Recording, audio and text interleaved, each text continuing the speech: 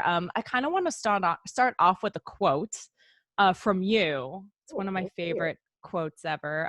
And that quote is, "I'm making white man money now, y'all." And I love this. And I listened to the panel that you did where you said this last night. And I couldn't help but wonder if a man had said, "I'm being paid appropriately," if it would have been in all of the trades like it was when you said it. And I'm just wondering what your perspective was, because I remember that blew up. I saw it on every blog the next day.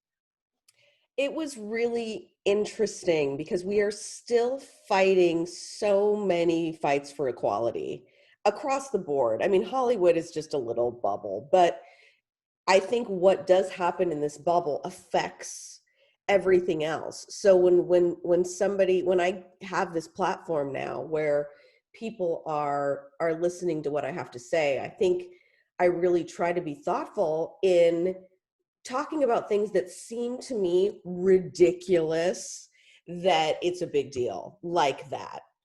And yet, I think Latina Equal Pay Day is this week, and we're making 55 cents on the dollar to what a white man makes in this country today in 2020, which is lunacy.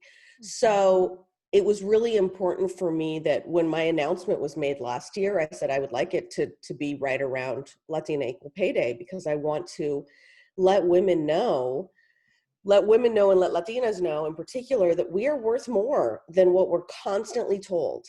And a lot of times I think what happens is we get in situations where we start to believe somebody else's narrative about us. And we have to put an end to it. And I think the way to do that is to be lifting each other up, to be calling things out, to be seeing injustice and saying that's not okay. So that's what that moment was about, was me saying, like, I am now being paid what I'm worth. Mm-hmm.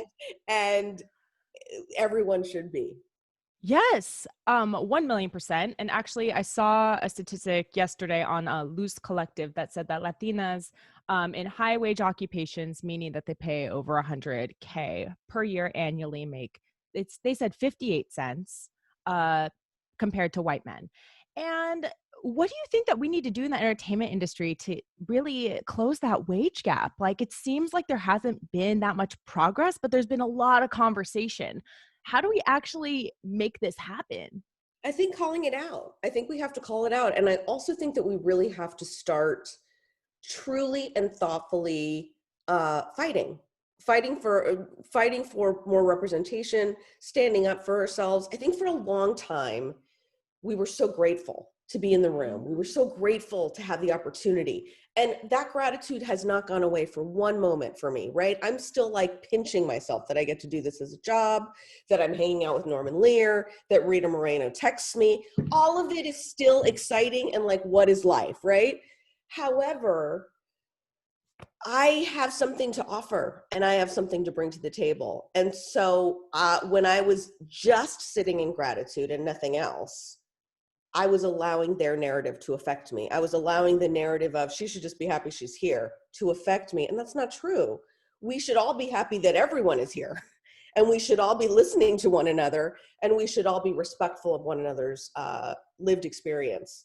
And I think that with this election, with so many things that are happening, I think that I'm really trying to reach out specifically to women and specifically to women of color to say, our time of just sitting in gratitude is over.